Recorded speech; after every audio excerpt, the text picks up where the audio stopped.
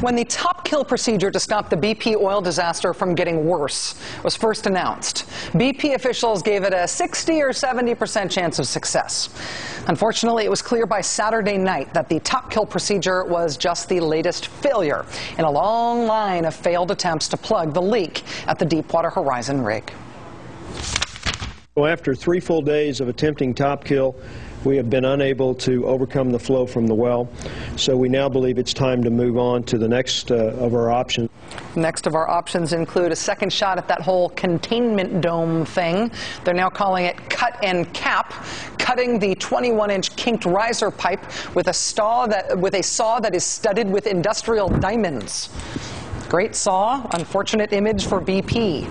After the cut happens, BP is attempting to cap the pipe with a containment dome and to divert the oil to a ship on the surface. Now, of course, if they are able to cut the pipe but not cap it, they may have widened the opening of the pipe and potentially increased the volume of oil spilling into the Gulf by up to 20%.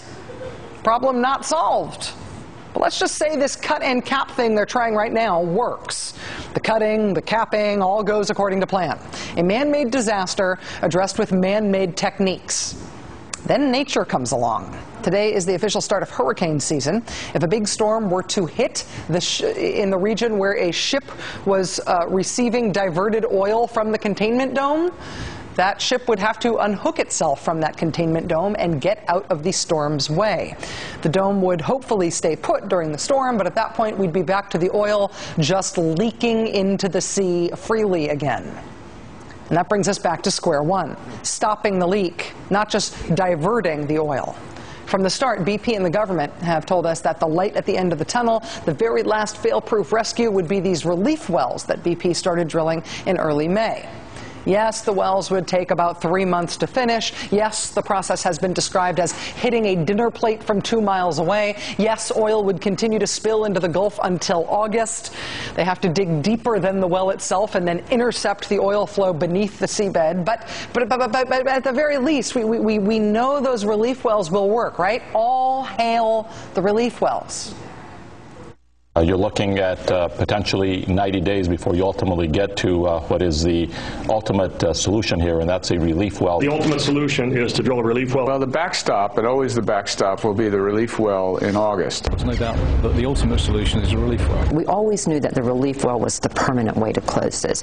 The ultimate solution, the backstop, the permanent way to stop this.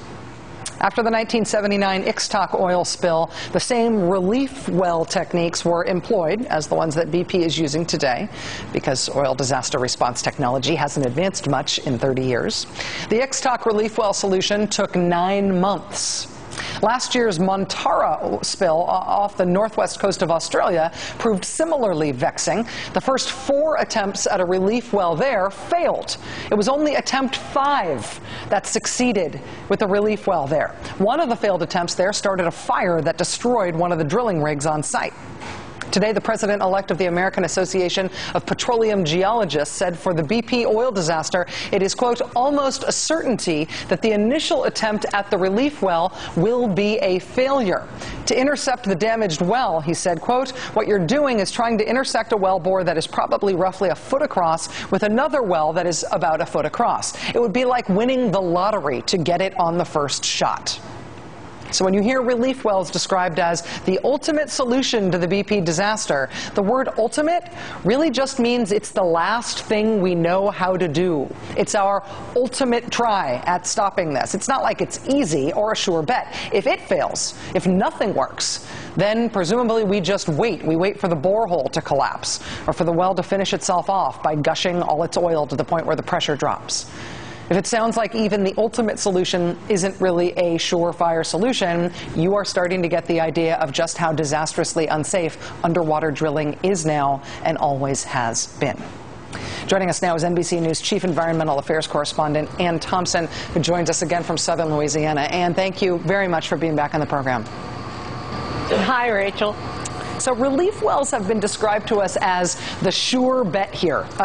Does that understate how hard it is to get the relief well idea right? Well, I don't think anybody who knows anything about relief wells knows this is very, very difficult to do. But it's the one thing they know that does work. And you have to remember that with top kill and with that giant 4-story containment dome and with trying to activate the blowout preventer at the very beginning of this, all the different techniques that they have tried, and now even with this slice and cap technique, these have all been truly real-life experiments that we are watching while the relief well is drilled. That is the one thing, as I said, they know that works, because essentially it is a bottom kill. Remember with the top kill how they were throwing mud into the top of the well and in an effort to hold the pressure of the oil back, and then they were going to cement it.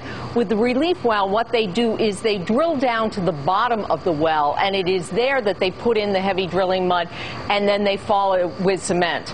And that is a technique that they know works. The problem, as you said, is, you know, one person has compared it to finding a needle in a haystack. You are drilling, in this case, you're going to go more than 3 miles down, and you were trying to find this well that's about the size of a dinner plate, and it's very difficult to do. The only advantage they have in doing this is that they know the geology from the first well that they drilled.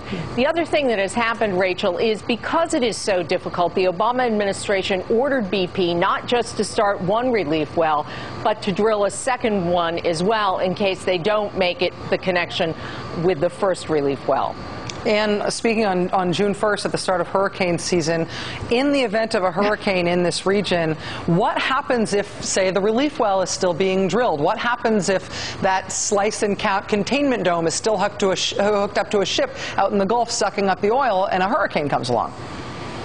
They have to move people off the rigs. I mean, that is just absolute protocol here in the Gulf for the oil industry. They have to keep their people safe. And so it would slow the whole process down and delay it even further. Now, the good news about the first relief well is that BP says it's about 10 days ahead of schedule. They've done all the vertical drilling, and now they're at the point where they're doing the horizontal drilling.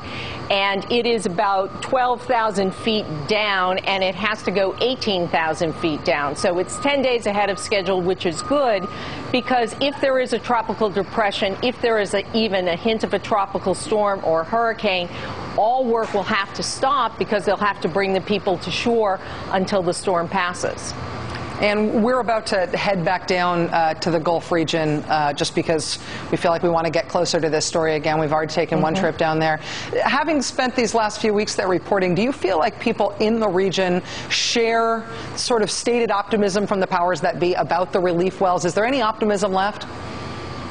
No, I don't think there's any optimism left here, Rachel. People here, they know the relief well is the tried and true technique here, in large part because many of these people, not only do they make their lives from the fishing industry here, but many of them have worked on rigs in the course of their lives. But I think when you come down here, what you will find are people who are really resigned to the fact that this is going to be a very long crisis. And even once they get that well plugged, when that day comes, it is still going to be months and years before this region ever fully recovers from what's happened. NBC News Chief Environmental Affairs Correspondent Ann Thompson. As always, Ann, thank you very much. Take care, Rachel. Thanks.